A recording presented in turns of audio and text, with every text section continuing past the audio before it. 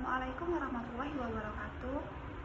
Perkenalkan, nama saya Rika Maulana dengan NIM 2303200111, yang dimana hari ini saya akan menjelaskan tentang Total Quality Management atau yang disingkat dengan TQM, khususnya mengenai sejarah singkat perkembangannya. Nah, kalau kita melihat slide ini, sejarah TQM bisa dilihat dalam beberapa fase penting, mulai dari tahun 1950-an, kemudian 1970-an dan 1980-an hingga perkembangannya sekarang. Masing-masing periode ini punya cerita tersendiri yang sangat menarik karena terkait dengan perubahan budaya manajemen, kebangkitan industri, bahkan sampai pada strategi globalisasi perusahaan. Nah, pertama kita lihat mulai dari tahun 1950-an. Pada masa ini, kita tahu dunia baru saja selesai melewati Perang Dunia Kedua. Dan Jepang adalah salah satu negara yang hancur-hancuran pasca perang. Perekonomian mereka ambruk, infrastruktur rusak, dan tentu saja produk-produk mereka pada waktu itu dianggap tidak berkualitas di pasar dunia. Namun, menariknya, justru dari kondisi terpuruk inilah lahir sebuah kebangkitan baru. Jepang pada saat itu mengundang beberapa pakar kualitas dari Amerika Serikat. Salah satunya yang paling terkenal adalah W. Edwards Deming dan Joseph Juran. Mereka berdua adalah pionir dalam bidang manajemen kualitas modern. Deming memperkenalkan konsep statistical quality control yang menekankan bahwa kualitas produk harus diukur dan dikendalikan dengan data, bukan sekadar perkiraan. Di sisi lain, Juran lebih menekankan pada konsep quality management yang melibatkan seluruh level manajemen dalam organisasi. Dengan kata ini, di tahun 1950-an, Jepang mulai menanamkan budaya kualitas yang bukan hanya soal produk, tetapi juga menyangkut mindset perusahaan secara keseluruhan. Hal ini menjadi cikal bakal dari TQM. Nah, yang kedua tuh periode 1970-an. Jepang mencetak kesuksesan. Nah, ini adalah masa di mana Jepang benar-benar menunjukkan hasil dari investasi mereka dalam manajemen kualitas. Pada dekade ini, Jepang sukses besar dengan penerapan TQM, terutama dalam industri otomotif. Kita pasti kenal nama-nama besar seperti Toyota dan Honda. Nah, kedua perusahaan ini inilah yang menjadi contoh nyata bagaimana TQM bisa membawa perusahaan menjadi pemimpin global. Toyota misalnya terkenal dengan Toyota Production System yang sangat menekankan pada kualitas, efisiensi, dan penghapusan pemborosan. Dengan sistem ini, produk mobil Toyota menjadi lebih tahan lama dan lebih hemat bahan bakar dan harganya kompetitif. Honda juga sama, mereka sukses menembus pasar Amerika dengan motor dan mobil yang dikenal irit serta berkualitas tinggi. Kalau kita bandingkan dengan produk otomotif Amerika pada saat itu, ternyata produk Jepang dianggap lebih awet, lebih efisien dan lebih murah. Nah, inilah yang membuat orang-orang mulai melirik bagaimana sebenarnya Jepang bisa sukses. Yang ketiga, periode 1980-an, di mana Amerika dan Eropa ikut mengadopsi TQM. Nah, disinilah terjadi fenomena menarik. Pada awalnya, Amerika dan Eropa agak meremehkan Jepang. Mereka pikir Jepang hanyalah negara yang meniru teknologi berat. Namun, ternyata setelah masuk ke pasar global, produk Jepang lebih unggul, baik dari sisi harga maupun kualitas. Pada dekade ini, Amerika dan Eropa mulai sadar bahwa daya saing produk mereka mulai kalah. Akhirnya mereka mengadopsi filosofi TQM yang sebelumnya banyak berkembang di Jepang. Di Amerika misalnya, banyak perusahaan mulai mengubah sistem manajemennya dengan menekankan kualitas sebagai prioritas utama. Tidak hanya kualitas produk, tapi juga kualitas proses, layanan, bahkan budaya kerja. Dari sinilah kemudian muncul berbagai penghargaan internasional seperti Malcolm Gladwell National Quality Awards di Amerika, yang menjadi simbol pentingnya kualitas dan dalam persaingan global. Nah, selanjutnya TQM pada masa sekarang. Sekarang kita masuk pada perkembangan TQM pada masa kini. Kalau dulu TQM hanya dianggap relevan untuk sektor manufaktur. Sekarang penerapannya jauh lebih luas. TQM sudah menjadi filosofi penting dalam manajemen mutu di berbagai faktor. Beberapa sektor yang bisa kita lihat. Nah, misalnya seperti manufaktur, yaitu tentu masih menjadi sektor utama karena perusahaan selalu berlomba menghasilkan produk dengan kualitas terbaik. Nah, selanjutnya jasa. Misalnya pada perusahaan perbankan, transportasi, hingga layanan publik, TQM diterapkan untuk meningkatkan kepuasan pelanggan. Selanjutnya kesehatan. Rumah sakit menggunakan TQM untuk memastikan layanan yang aman, cepat, dan sesuai standar. Nah, kemudian pendidikan. Lembaga pendidikan mulai menggunakan konsep TQM untuk meningkatkan mutu layanan pendidikan baik dari segi kurikulum, proses pembelajaran, hingga kepuasan mahasiswa. Nah, selanjutnya pertanian atau di agribisnis. Di sektor pertanian modern, TQM juga diterapkan misal dalam pengenalan mutu hasil pertanian, pengelolaan pangan, hingga distribusi. Dengan kata lain, TQM bukan lagi sekedar metode, melainkan sudah menjadi filosofi manajemen yang berpengaruh luas di berbagai bidang kehidupan. Nah, makna penting dari sejarah TQM. Kalau kita tarik benang merah dari sejarah ini, ada beberapa pelajaran penting yang bisa kita ambil. Yang pertama tuh, kualitas bukanlah tujuan akhir, melainkan proses kesinambungan. Jepang menunjukkan bahwa perbaikan terus-menerus adalah kunci keberhasilan. TQM melibatkan semua orang, tidak bisa hanya manajemen puncak saja yang peduli kualitas, tapi setiap karyawan punya peran. Selanjutnya, kualitas adalah strategi bersaing global. Produk Jepang bisa mengalahkan Amerika dan Eropa bukan karena harganya murah saja, tapi karena kualitas yang lebih unggul. Nah, selanjutnya TQM bersifat universal, tidak hanya untuk pabrik, tapi juga untuk jasa, pendidikan, kesehatan, dan sektor lain. Nah, jadi itulah gambaran sejarah singkat TQM yang bisa kita lihat dari perkembangan sejak tahun 1950-an hingga sekarang. Perjalanan panjang ini menunjukkan bahwa TQM bukan sekedar teori, melainkan benar-benar sebuah filosofi yang terbukti membawa perubahan besar dalam dunia bisnis dan manajemen. Total quality management. Nah, teman-teman, kalau kita lihat dari slide ini, TQM didefinisikan sebagai sebuah strategi manajemen kualitas suatu layanan atau produk perusahaan agar lebih berfokus pada selera konsumen. Nah, apa maksudnya? Jadi kalau dulu perusahaan lebih banyak berpikir bagaimana caranya menghasilkan barang banyak, mungkin dengan biaya murah. Sekarang perusahaan mulai sadar bahwa hal yang paling penting itu sebenarnya adalah kepuasan konsumen. Produk yang banyak tidak ada artinya kalau konsumen merasa tidak puas. Maka TQM hadir sebagai filosofi untuk mengatur kualitas supaya perusahaan benar-benar bisa memenuhi bahkan melampaui ekspektasi konsumen. Caranya bagaimana? Nah, yaitu dengan melibatkan seluruh karyawan dalam organisasi. Jadi, TQM bukan hanya tanggung jawab bagian produksi saja, bukan hanya pekerjaan manajer saja, melainkan tanggung jawab bersama. Dari level paling atas sampai karyawan paling bawah, semuanya harus ikut adil menjaga dan meningkatkan kualitas. Misalnya, seorang satpam di perusahaan juga punya peran menjaga kenyamanan konsumen yang datang. Seorang petugas administrasi juga harus bekerja dengan teliti supaya tidak terjadi kesalahan pencatatan. Dan pekerja produksi tentu harus memastikan produknya tidak cacat. Semua bagian saling terhubung. Selain itu, dalam TQM tidak hanya bicara soal kualitas produk, tetapi juga kualitas sumber daya manusia, kualitas proses, dan kualitas sistem bisnis. Jadi, sifatnya berkelanjutan.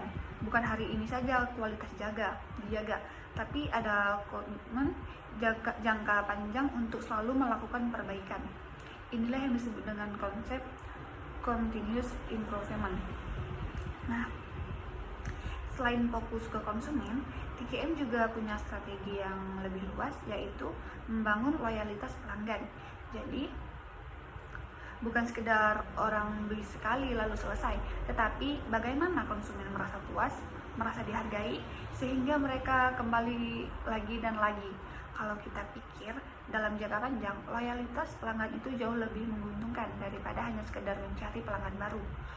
Perusahaan tidak perlu mengeluarkan biaya promosi terlalu besar kalau sudah punya pelanggan yang setia. Misalnya, kalau kita lihat pada kasus perusahaan otomotif Jepang seperti Toyota, mereka membangun kepercayaan pelanggan dengan kualitas yang konsisten. Orang yang beli Toyota biasanya akan merekomendasikan ke orang lain, dan ketika ganti mobil pun banyak yang tetap pilih merek yang sama karena sudah merasa puas. Inilah kekuatan TKM, yaitu membangun hubungan jangka panjang dengan pelanggan. Kemudian poin penting berikutnya adalah partisipasi semua karyawan. Nah, di sini dijelaskan bahwa semua karyawan dan anggota suatu perusahaan berpartisipasi aktif dalam meningkatkan kualitas, efektivitas kinerja, dan berbagai hal lain. Artinya, TKM menekankan pada budaya organisasi, bukan hanya sistem atau prosedur, tetapi bagaimana semua orang punya kesadaran bahwa kualitas adalah tanggung jawab bersama. Kita ambil contoh lain, misal di sektor pendidikan. Kalau sebuah universitas menerapkan TKM,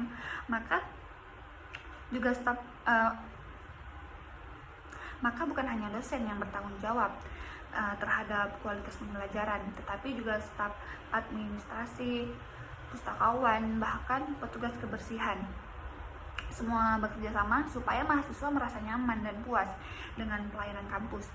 Kalau mahasiswa puas, maka mereka akan merekomendasikan kampus itu ke adik-adik kelas atau ke teman lainnya, dan citra kampus akan semakin baik.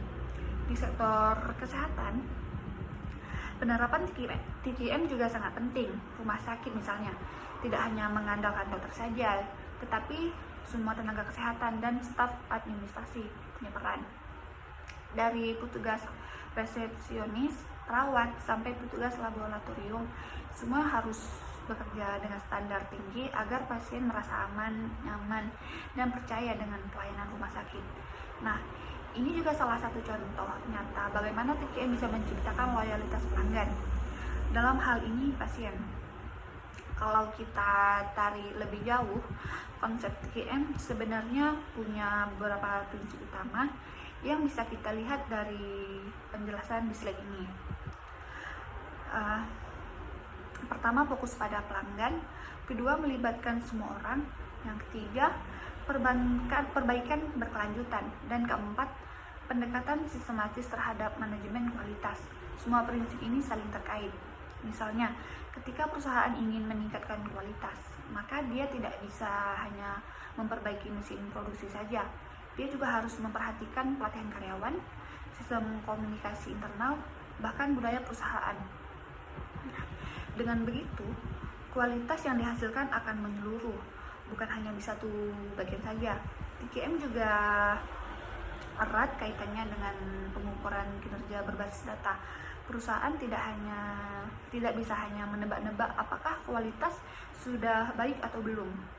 Nah, harus ada data dan indikator yang jelas. Misalnya, tingkat kepuasan pelanggan, jumlah produk cacat, lama waktu pelayanan, atau tingkat pengembalian barang.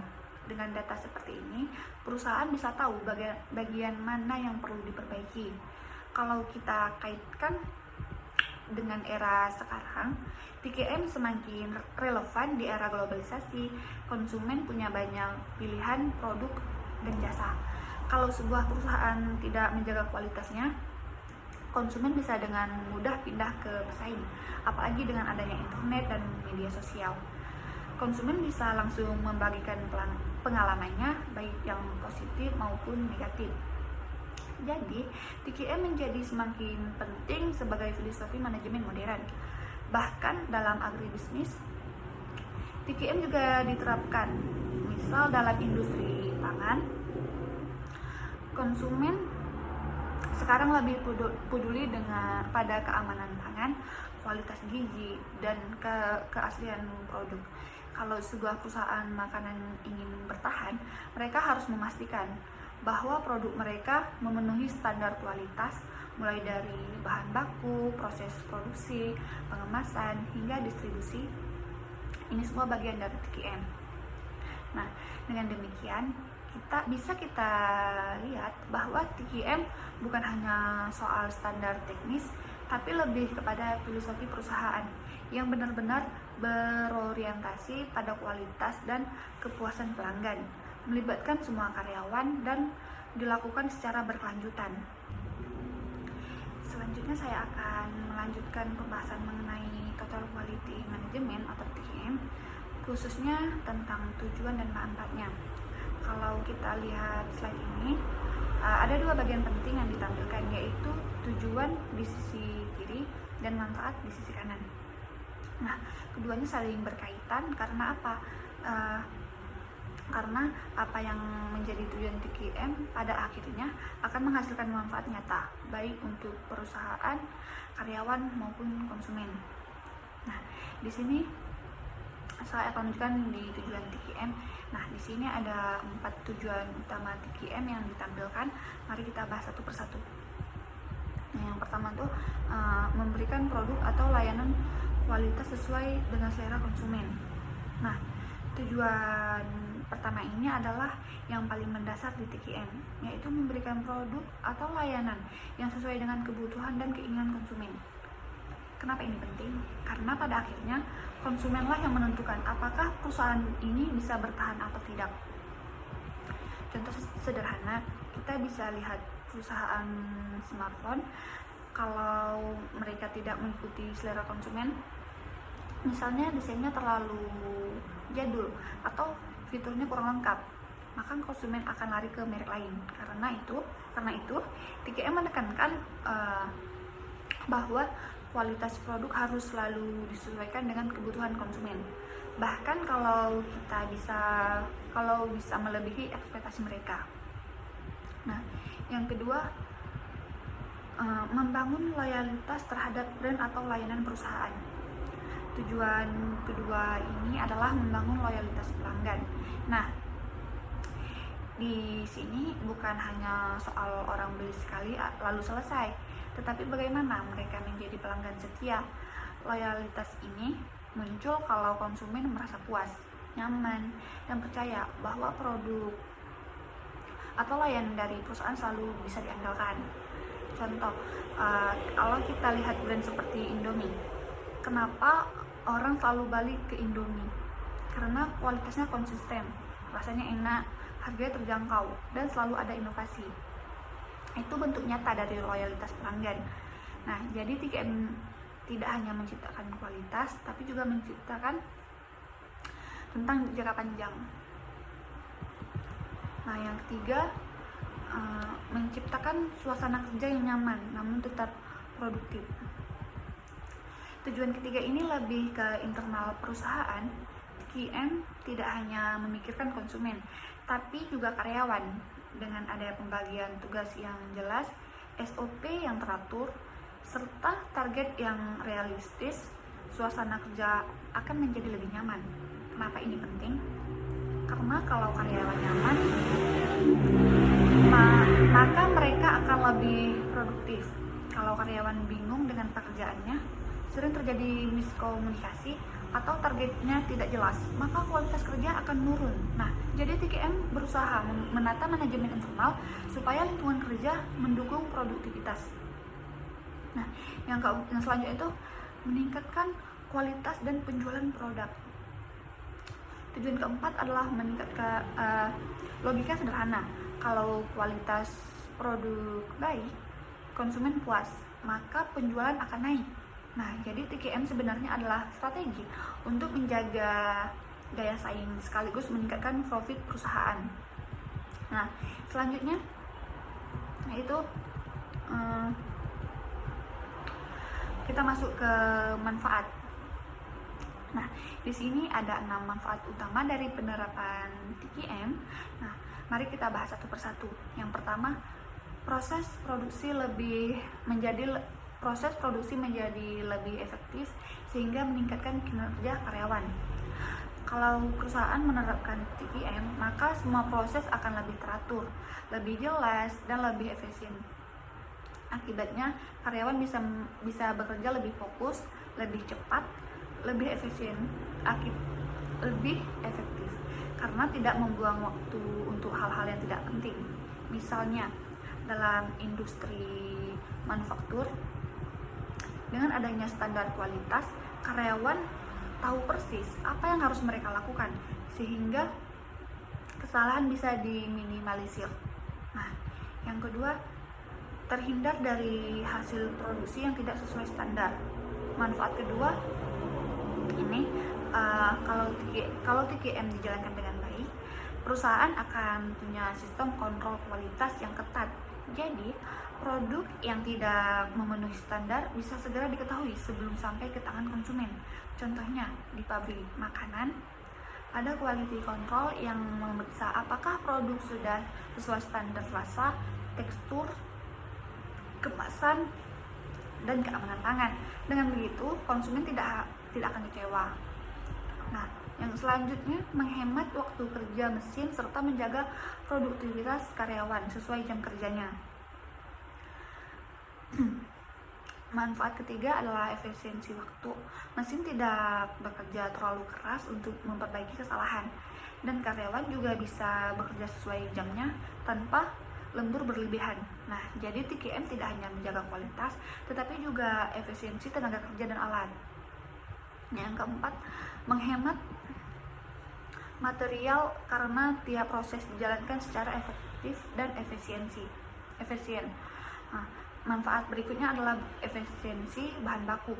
Kalau proses produksi sudah terstandar, maka penggunaan material akan lebih tepat, tidak banyak terbuang sia-sia. Ini sangat penting, terutama bagi perusahaan manufaktur dan pertanian yang sering menghadapi masalah limbah produksi. Misalnya pada industri pengolahan kayu, kalau tidak ada standar kualitas, banyak potongan kayu yang terbuang.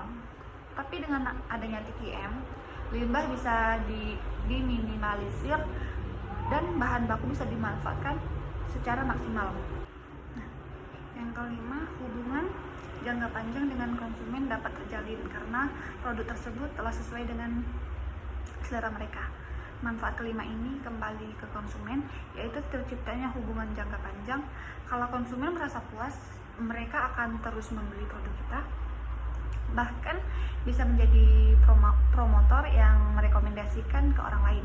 Nah, ini artinya perusahaan mendapatkan pelanggan setia sekaligus iklan gratis dari mulut ke mulut. Nah, dan selanjutnya, yang manfaat terakhir yaitu komitmen bekerja menjadi lebih kuat karena timbul rasa tanggung jawab dalam menjalankan tugasnya.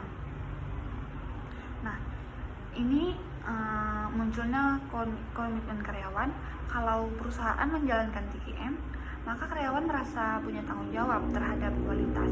Mereka tidak bekerja hanya sekedar menggugurkan kewajiban, tapi benar-benar ingin menghasilkan yang terbaik. Dengan begitu, budaya kerja positif akan terbentuk dan kualitas perusahaan bisa terus meningkat.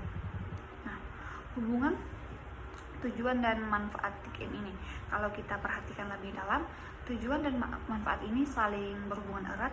Tujuan adalah arah yang ingin dicapai, sedangkan manfaat adalah hasil nyata yang diperoleh ketika tujuan itu tercapai.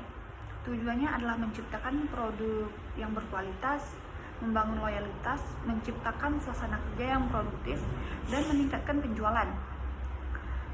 Nah, manfaatnya adalah efisiensi produk, penghematan material, peningkatan komitmen karyawan, serta hubungan jangka panjang dengan konsumen.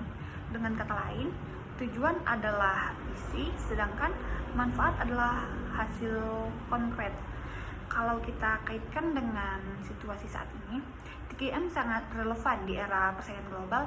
Konsumen sekarang jauh lebih kritis dan punya banyak pilihan. Jadi perusahaan tidak bisa hanya menjual murah, tapi harus memastikan kualitas dan layanan. Selain itu, dengan adanya media sosial, kualitas produk sangat mudah terekspos.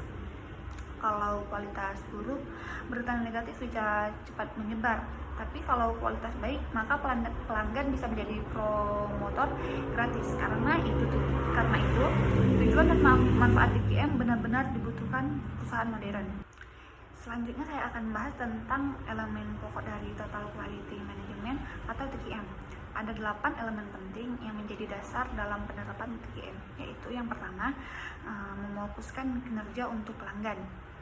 Nah, elemen pertama ini menekankan bahwa pelanggan merupakan target utama dalam proses produksi. Artinya setiap produk atau layanan yang dihasilkan oleh perusahaan harus sesuai dengan kebutuhan dan selera pelanggan. Kalau kita pikirkan, ini sangat masuk akal. Apa gunanya sebuah perusahaan menghasilkan produk berkualitas tinggi tapi tidak sesuai dengan keinginan pasar? Maka dalam TQM, kepuasan pelanggan adalah prioritas utama. Contohnya kita bisa lihat pada perusahaan makanan cepat saji. Mereka selalu melakukan survei terhadap konsumen, memperhatikan tren makanan terbaru dan mengadaptasinya dalam menu mereka. Kalau konsumen saat ini suka makanan sehat, maka restoran cepat saji akan menyediakan menu salad atau makanan rendah kalori. Hal ini menunjukkan bahwa fokus pada pelanggan berarti menyesuaikan kinerja perusahaan dengan perubahan kebutuhan konsumen. Dalam konteks pendidikan juga sama.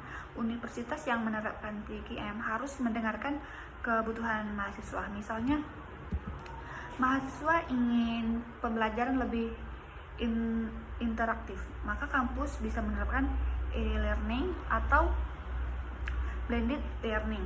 Jadi fokus pada pelanggan di sini berarti mendengarkan semua suara mahasiswa sebagai konsumer utama dalam dunia pendidikan. Nah, yang kedua adalah memperhatikan proses. TQM menekankan bahwa kualitas bukan hanya dilihat dari hasil akhir, tetapi dari setiap tahapan proses yang dilalui, mulai dari input bahan baku, proses produksi hingga output berupa produk jadi. Dan semua harus diperhatikan dengan teliti. Misalnya dalam industri tekstil, kalau bahan baku kain yang digunakan kualitasnya rendah, maka hasil akhirnya pun tidak akan maksimal. Oleh karena itu, perusahaan harus memastikan bahwa dari awal input sudah berkualitas. Kemudian dalam proses pengolahan, mesin harus diatur sesuai standar. Pekerja dilatih dan pengawasan dilakukan di setiap tahap. Dengan begitu, risiko cacat produk bisa diminimalisir. Kalau kita hubungkan dengan kehidupan sehari-hari, memperhatikan proses ini mirip dengan ketika kita belajar. Kalau kita hanya fokus pada hasil tujuan tanpa memperhatikan proses belajarnya, biasanya hasilnya tidak optimal. Tetapi kalau proses belajarnya dijalankan dengan baik, membaca, berdiskusi, membuat rangkuman, maka hasil akhirnya juga akan lebih baik. Nah, elemen ketiga adalah integrasi sistem. Artinya semua komponen dalam perusahaan harus terintegrasi, visi, misi, strategi, target, dan kebijakan.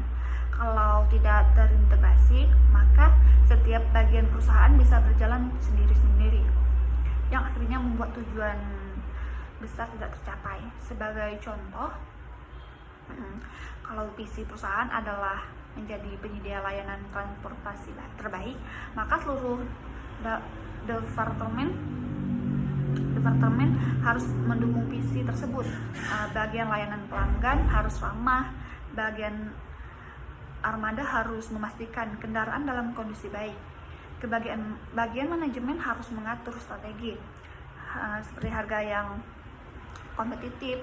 Kalau ada satu departemen yang tidak mendukung, misalnya layanan pelanggan yang buruk, maka visi perusahaan akan sulit tercapai. Integrasi sistem ini juga berarti adanya komunikasi yang jelas antara pimpinan dan karyawan. Semua orang di perusahaan harus paham apa target yang ingin dicapai dan bagaimana cara mencapainya.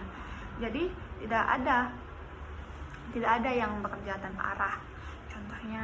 Contoh nyata bisa kita lihat pada perusahaan besar seperti Toyota. Mereka punya visi yang jelas tentang kualitas dan efisiensi. Lalu visi itu diturunkan ke dalam setiap sistem kerja, mulai dari produksi hingga layanan purna jual. Hasilnya, semua bagian perusahaan bekerja selaras untuk mencapai tujuan yang sama. Nah, elemen keempat adalah keterlibatan seluruh karyawan. Ini adalah poin yang sangat penting dalam TQM,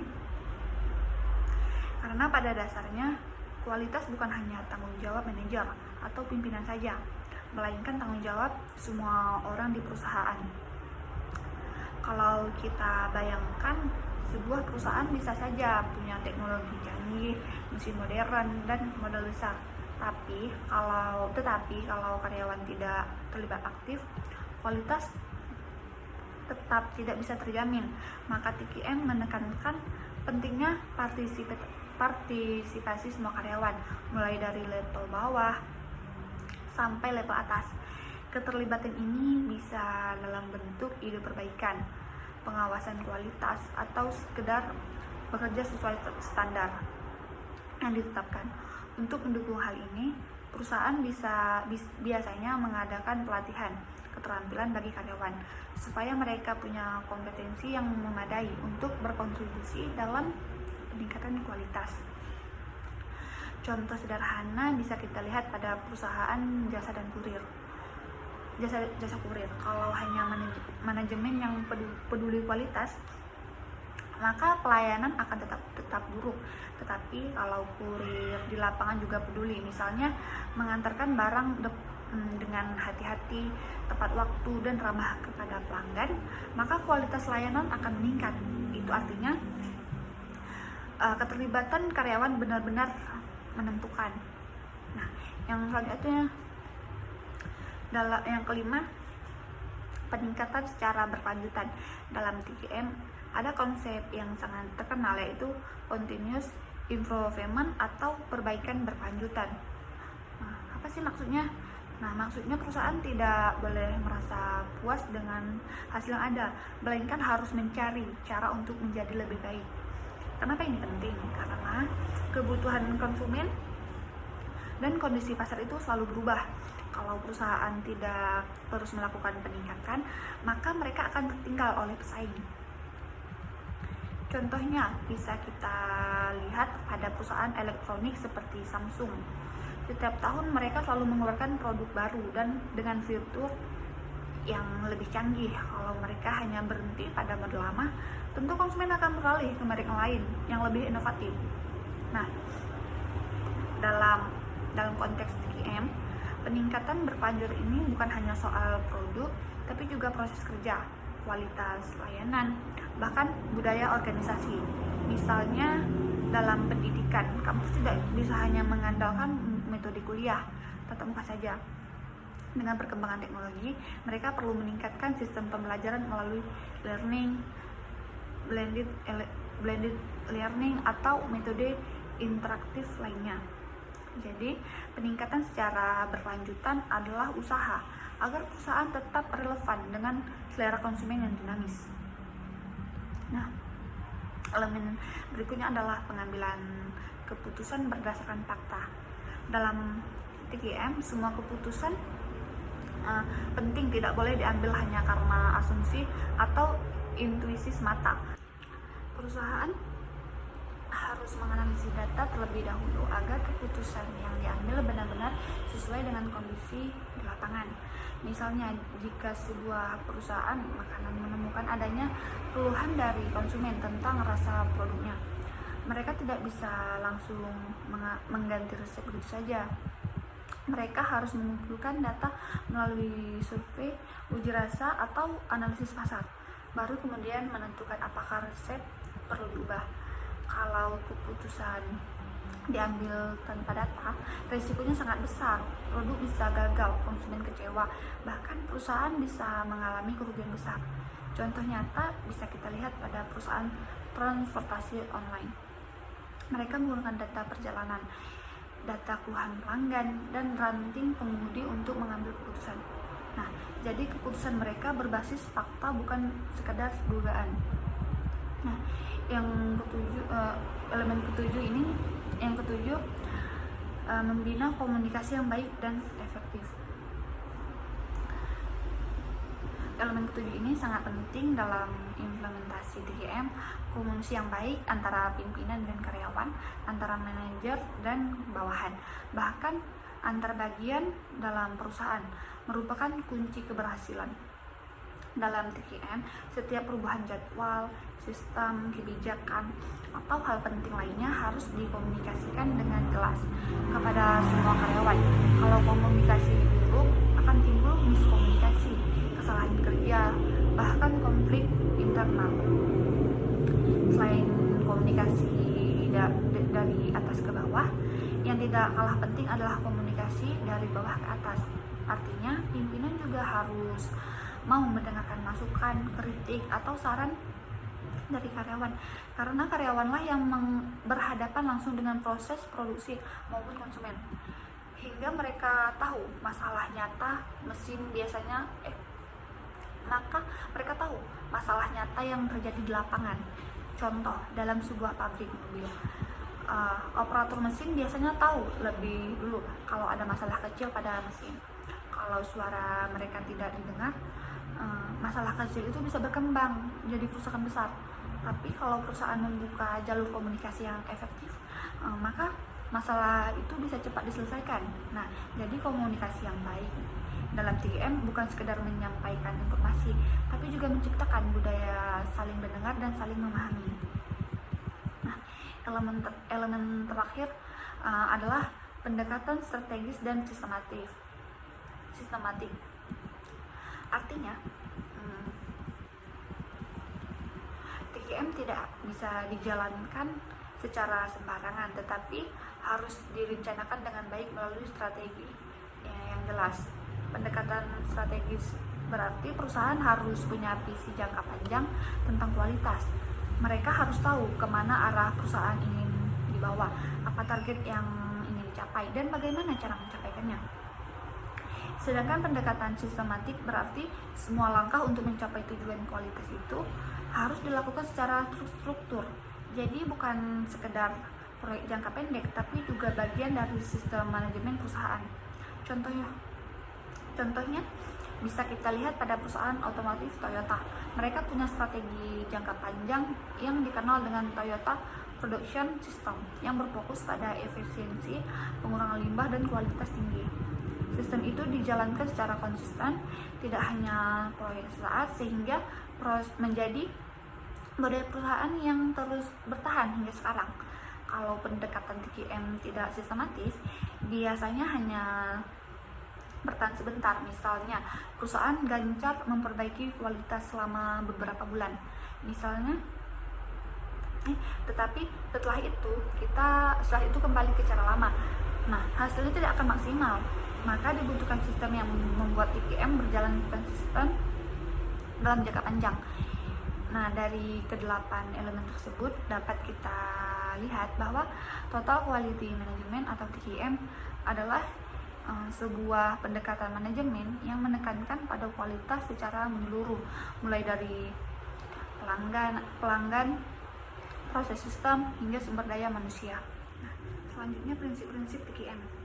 Dalam penerapan total quality management ada sejumlah prinsip utama yang harus menjadi pedoman agar kualitas benar-benar terjaga.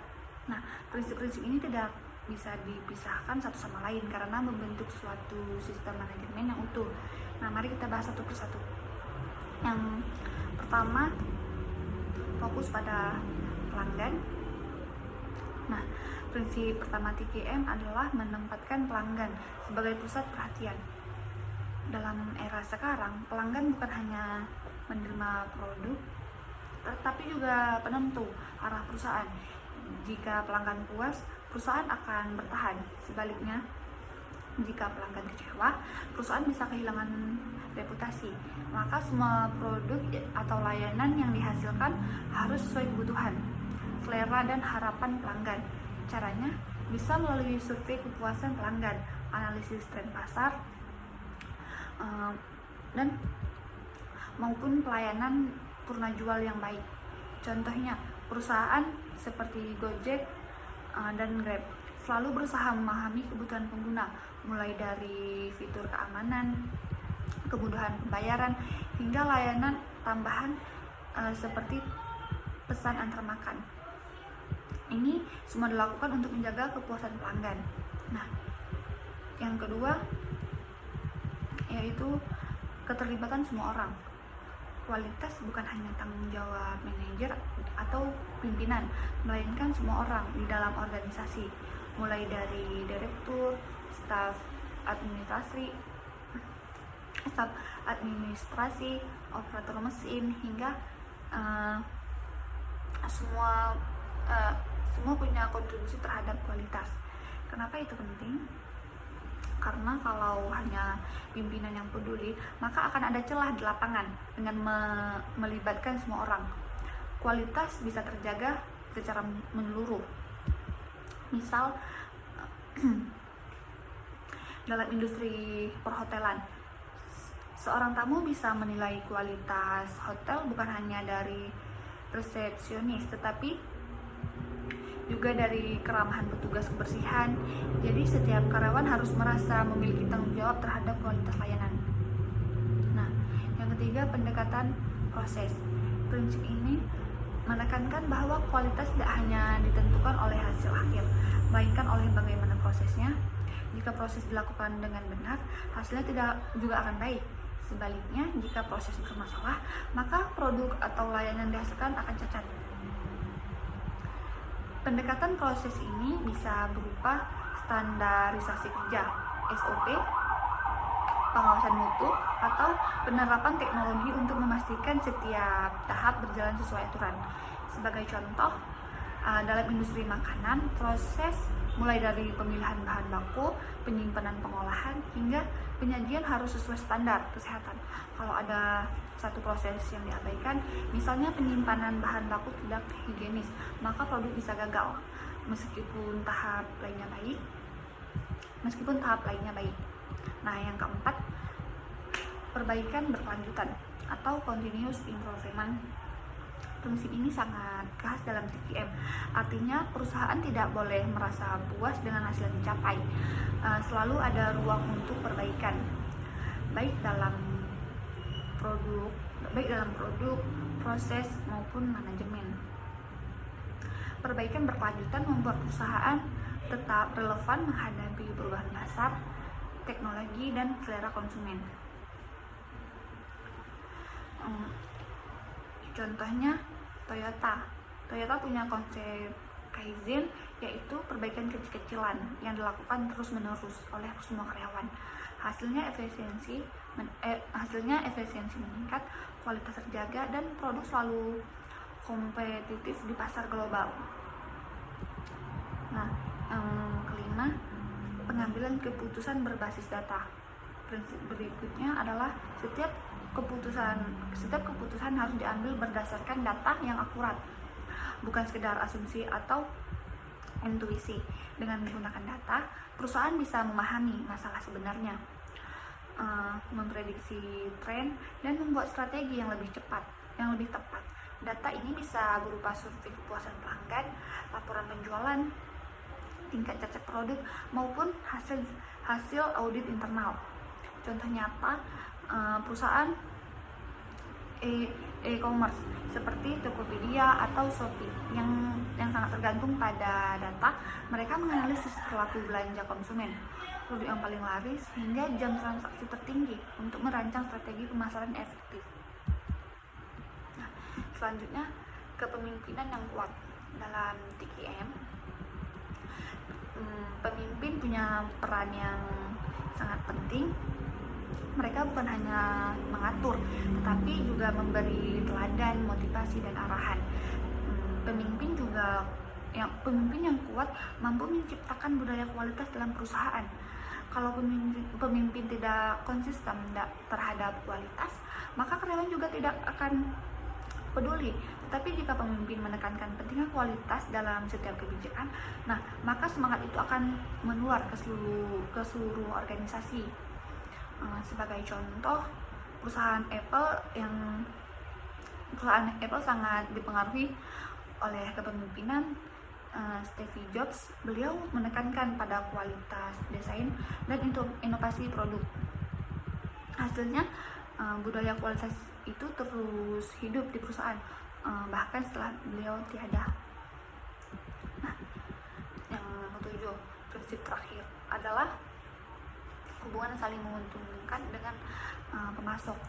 Nah, ini adalah membangun hubungan yang baik dengan pemasok. Kenapa? Karena pemasok adalah bagian dari rantai kualitas. Jika bahan baku yang diberikan pemasok tidak berkualitas, maka produk akhir juga akan bermasalah. Maka perusahaan harus menjalin hubungan jangka panjang yang lebih menguntungkan dengan pemasok. Hubungan ini bukan hanya sekedar jual beli, tetapi kolaborasi untuk menjaga standar kualitas. Contoh nyata, perusahaan otomotif besar biasanya bekerja sama erat dengan pemasok komponen. Mereka bahkan memberi pelatihan atau standar tertentu agar pemasok bisa menghasilkan komponen berkualitas tinggi. Perangkat TQM. Nah, selanjutnya teman-teman, dalam penerapan Total Quality Management atau TQM, salah satu perangkat yang paling sering digunakan adalah siklus PDCA atau sering disebut dengan Deming Cycle. Siklus ini sangat penting karena menjadi kerangka kerja untuk melakukan perbaikan berkelanjutan dalam organisasi. Secara sederhana, PDCA terdiri dari 4 tahap utama, yaitu Plan, Do, Check, and Edge.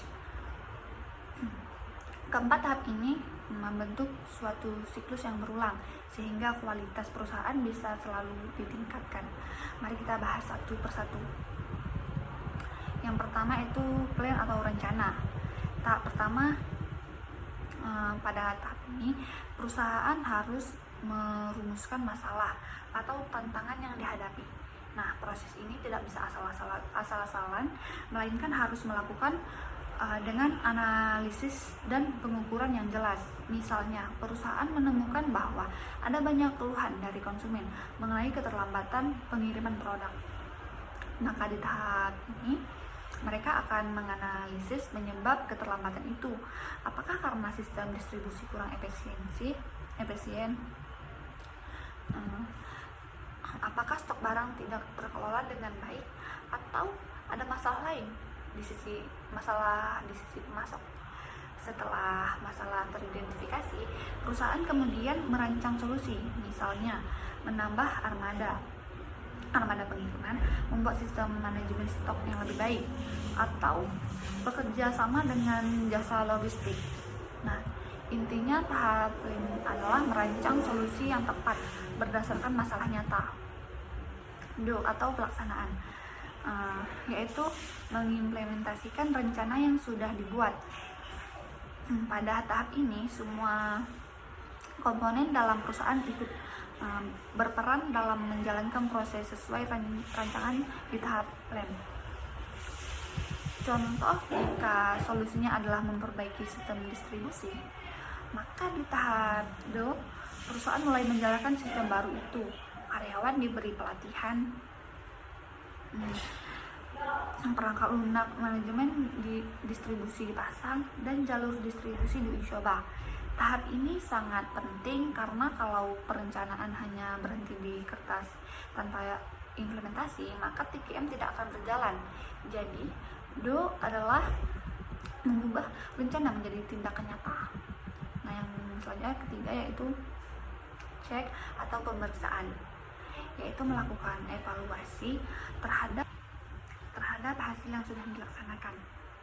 Nah, perusahaan harus memeriksa apakah solusi yang diterapkan benar-benar efektif dalam menyelesaikan masalah. Misalnya, setelah memperbaiki sistem distribusi, perusahaan melihat apakah tingkat keterlambatan pengiriman berkurang, apakah konsumen merasa lebih puas, Apakah ada efisiensi biaya? Semua ini harus diukur dengan data, bukan sekedar perkiraan. Jika ternyata masalah masih ada, maka perusahaan perlu mencari tahu bagian mana dari rencana yang belum optimal. Tahap cek inilah yang memastikan bahwa perusahaan tidak asal jalan, melainkan benar-benar menilai efektivitas dari tindakannya. Nah, yang keempat adalah atau tindakan perbaikan dan standarisasi. Pada tahap ini, perusahaan mengambil tindakan berdasarkan hasil evaluasi di tahap checks. Jika solusi terbukti efektif, maka perusahaan bisa menjadikannya standar baru. Tetapi jika solusi kurang efektif, maka perusahaan melakukan perbaikan lagi dan mulai siklus dari awal. Contoh, kalau sistem distribusi baru terbukti mengurangi keterlambatan, maka perusahaan menetapkan sistem di berbagai SOP tetap. Namun kalau masih ada masalah, misalnya keterlambatan berkurang tapi biaya meningkat drastis, maka perlu dilakukan penyesuaian lebih lanjut. Selain itu, tahap ini juga mencangkup pembelajaran organisasi. Nah, artinya setiap keberhasilan maupun kegagalan harus dijadikan bahan evaluasi agar perusahaan semakin matang dalam menerapkan TKM. Kriteria pengukuran implementasi. Selanjutnya kriteria pengukuran implementasi dalam total quality management atau TQM. Nah, jadi TQM itu sendiri merupakan sebuah pendekatan manajemen yang sangat menekankan pada kualitas secara menyeluruh, di mana bukan hanya produk akhir yang menjadi fokus, tetapi juga keseluruhan proses, sistem kerja, hingga keterlibatan orang-orang di dalam organisasi.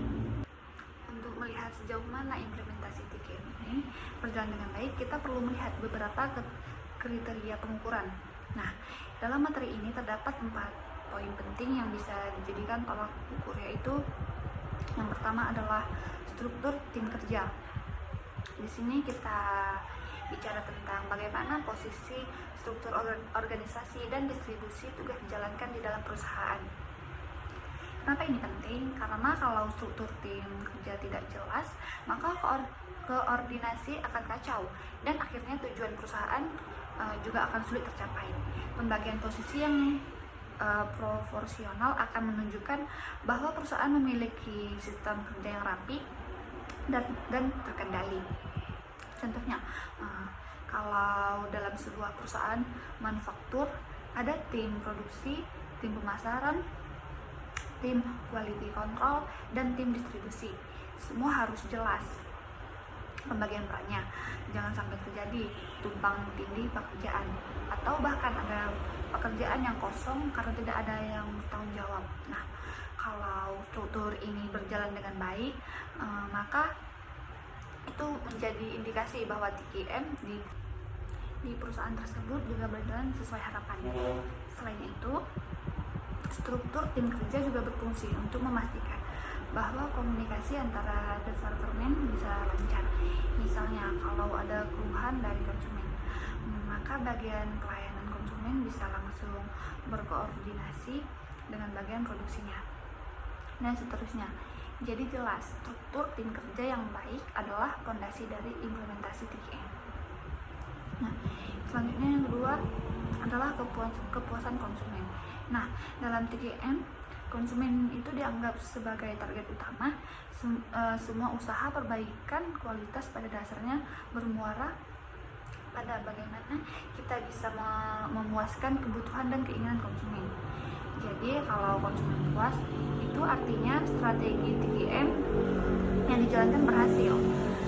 Sebaliknya, kalau konsumen masih banyak yang kecewa, itu tandanya bahwa ada yang salah di dalam pelaksanaan strategi ini.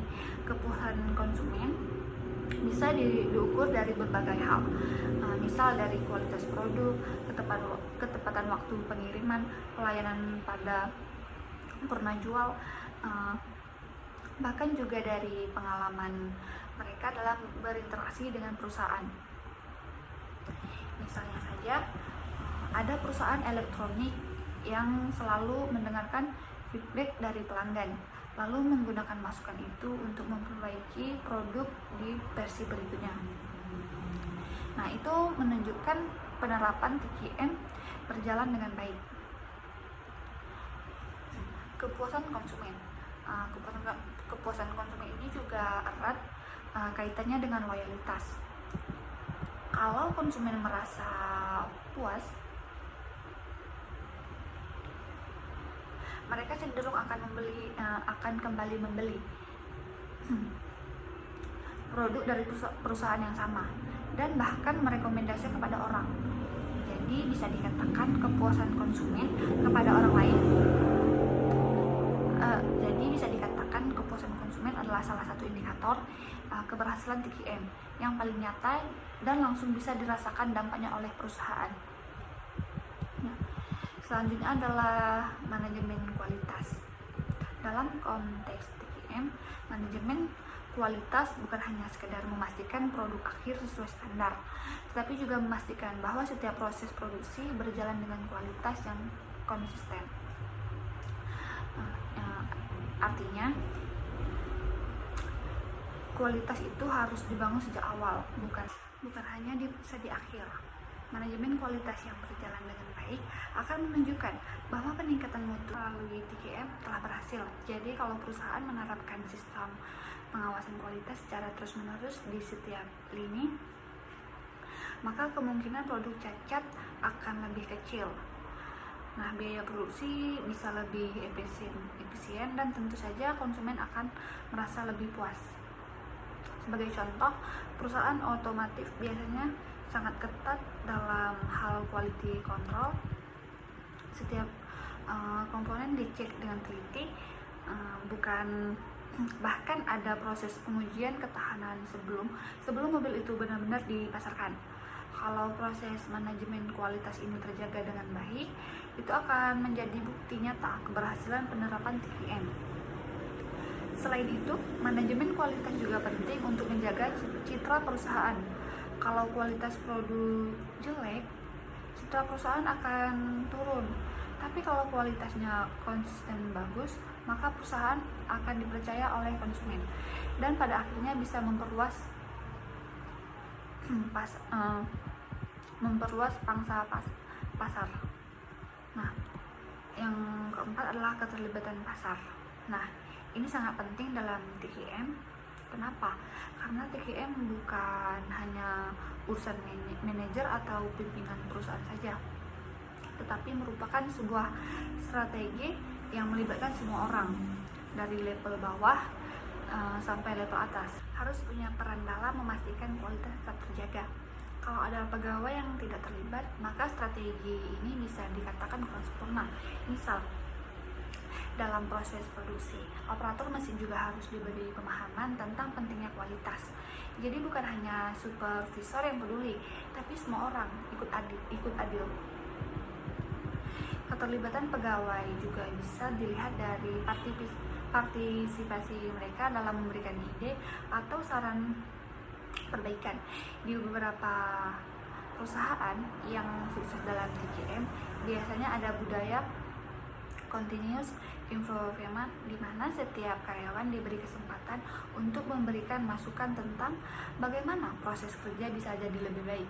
Jadi karyawan bukan hanya bekerja menjalankan perintah, tetapi juga ikut berpikir dalam perbaikan kualitas.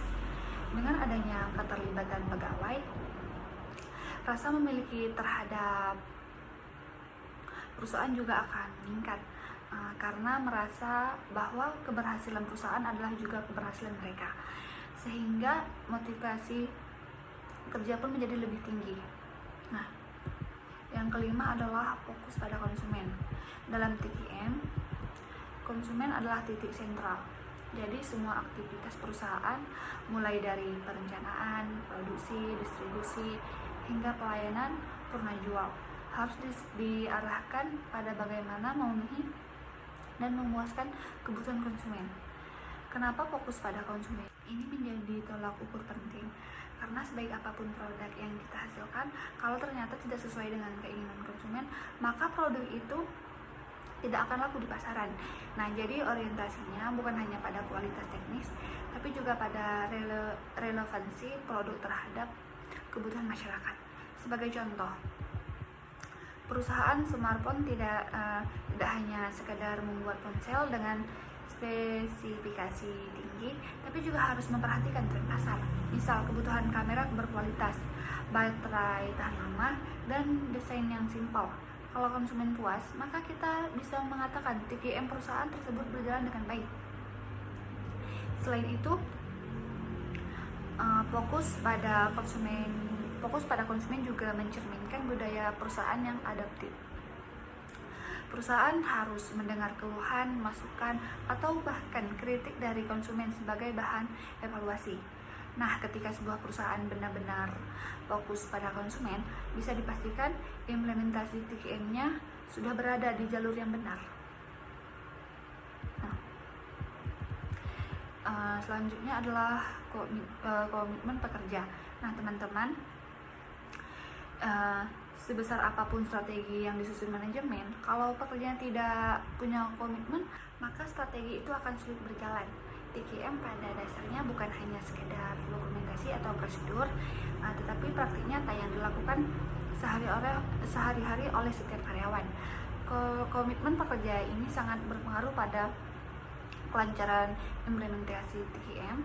Misalnya dalam menjaga kualitas, setiap pekerja di lini produksi harus benar-benar teliti. Kalau mereka bekerja asal-asalan, produk yang dihasilkan bisa cacat. Jadi keberhasilan TKM sangat bergantung pada keseriusan dan tanggung jawab pekerja dalam menjalankan tugasnya. Komitmen ini biasanya ditunjukkan dengan kedisiplinan, kejujuran, kesungguhan, dan rasa memiliki terhadap perusahaan. Pekerja yang punya komitmen tinggi tidak hanya bekerja untuk gaji semata, tapi juga punya kepedulian terhadap keberlangsungan perusahaan. Contohnya, bisa kita lihat pada perusahaan Jepang, di mana pekerjanya dikenal sebagai dedikasi tinggi. Mereka rela memberikan ide-ide perbaikan untuk proses produksi, walaupun itu di luar tugas formalnya. Nah, jika ditingkatkan komitmen pekerja seperti ini sudah tercapai, maka bisa dikatakan implementasi TKM akan berjalan lancar. Nah, yang selanjutnya adalah pendidikan dan pelatihan. Dalam TKM, pendidikan dan pelatihan sangat penting karena dunia bisnis dan teknologi terus berkembang. Kalau karyawan tidak dibekali dengan keterampilan baru, maka mereka akan tertinggal dan tidak bisa mengikuti standar kualitas yang diinginkan. Pendidikan dan pelatihan ini mencakup banyak hal, mulai dari pelatihan teknis seperti penggunaan mesin baru, hingga pelatihan soft skill seperti komunikasi, kepemimpinan, atau kerja tim. Dengan adanya pelatihan yang berkesinambungan, maka karyawan akan selalu siap menghadapi tantangan dan mampu memberikan kontribusi terbaik bagi perusahaan. Nah,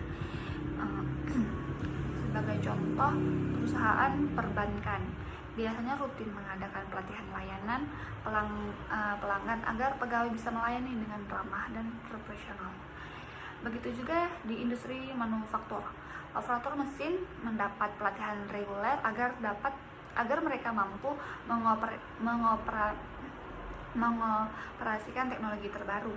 Jadi, pendidikan dan pelatihan tidak hanya meningkatkan kompetensi individu, tetapi juga menjadi indikator penting dalam penilaian TKM. Jika perusahaan serius memberikan pelatihan, maka kualitas produk dan layanan akan meningkat, yang pada akhirnya berdampak pada kepuasan konsumen. Nah, poin terakhir adalah kualitas perencanaan.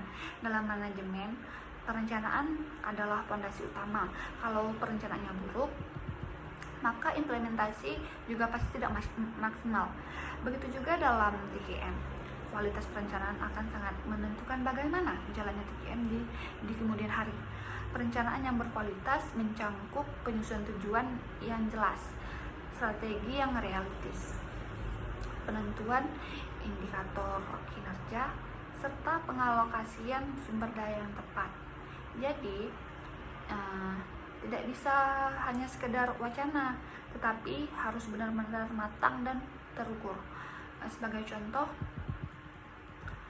perusahaan yang ingin meningkatkan kualitas produknya harus merencanakan secara detail, mulai dari bahan baku, proses produksi, standar pemeriksaan, hingga strategi pemasaran. Kalau semua itu sudah direncanakan dengan baik, maka kemungkinan besar TKM akan berjalan sesuai harapan. Sebaliknya, kalau perencanaan asal-asalan, misal target tidak realistis, anggaran tidak cukup, atau tidak ada sistem monitoring, maka implementasi TKM bisa terlambat. Jadi kualitas perencanaan ini adalah indikator awal yang menentukan berhasil tidaknya strategi TKM nantinya. Nah, dari keseluruhan 8 kriteria yang telah dijelaskan, dapat disimpulkan bahwa keberhasilan implementasi Total Quality Management atau TQM dalam sebuah perusahaan tidak bisa hanya diukur dari satu aspek, melainkan harus dilihat secara menyeluruh. Nah, selanjutnya komponen utama. Nah, di sini ada quality control atau QC. Komponen yang pertama adalah pengendalian mutu. Quality control ini berfungsi untuk memastikan bahwa produk atau proses yang dihasilkan sesuai dengan standar yang telah ditetapkan. Jadi QC ini lebih kepada tindakan pemeriksaan atau pengawasan agar produk yang keluar dari jalur produksi tidak cacat dan memenuhi kualitas yang diinginkan konsumen. Nah, yang selanjutnya quality assurance atau QA. Komponen ini berbeda dengan QC yang sifatnya lebih reaktif atau mengendalikan produk setelah dibuat. QA lebih proaktif karena fokus pada sistem yang menjamin mutu agar konsisten dari awal hingga akhir proses. Bisa dibilang QA itu lebih rencananya dan penerapannya prosedur agar kualitas tetap terjaga. Nah, yang selanjutnya yaitu continuous improvement. Komponen ketiga ini yaitu perbaikan berkelanjutan. Dalam TKM, perbaikan tidak pernah berhenti, di mana artinya perusahaan harus selalu mencari cara baru untuk meningkatkan efisiensi, inovasi, dan kualitas. Continuous improvement ini bukan hanya soal memperbaiki kesalahan, tetapi juga tentang bagaimana proses menjadi lebih baik dari sebelumnya. Selanjutnya employee empowerment atau pemberdayaan karyawan agar aktif menjaga mutu. Nah, ini sangat penting karena karyawan adalah ujung tombak dalam menjaga mutu. Kalau karyawan tidak diberdayakan, maka sistem TKM tidak akan berjalan maksimal. Pemberdayaan karyawan berarti perusahaan lebih memberi pelatihan, memberikan kesempatan untuk berpendapat, serta mendorong mereka agar aktif menjaga kualitas dan pekerjaannya. Contohnya, jika ada karyawan di lini produksi yang menemukan kesalahan, ia diberi kewenangan untuk menghentikan proses agar tidak berlanjut menjadi produk cacat. Jadi, karyawan merasa memiliki peran penting dan tanggung jawab terhadap kualitas. Nah, dan yang terakhir yaitu customer satisfaction. Inilah tujuan akhir dari TKM. Semua usaha dalam pengendalian mutu, sistem jaminan mutu, inovasi, dan pemberdayaan karyawan pada akhirnya diarahkan untuk memenuhi kepuasan pelanggan. Karena kalau pelanggan puas, maka mereka akan loyal, percaya pada produk, dan merekomendasikan kepada orang lain. Kepuasan pelanggan diukur bukan hanya dari kualitas produk, tapi juga dari pelayanan, ketepatan waktu, pengiriman, kemudahan komunikasi, dan pengalaman secara keseluruhan. Kalau kita lihat secara keseluruhan kelima komponen ini sering terkait. QC dan QA memastikan standar mutu tetap terjaga. Continuous improvement memastikan perusahaan tidak berhenti berinovasi dan menjadikan seluruh karyawan sebagai bagian dari sistem itu. Dan pada akhirnya semua bermuara pada customer satisfaction. Jadi TQM bukan hanya tugas satu divisi, tapi sebuah budaya organisasi yang melibatkan semua orang dan semua proses untuk satu tujuan bersama, yaitu memberikan kualitas terbaik kepada pelanggan.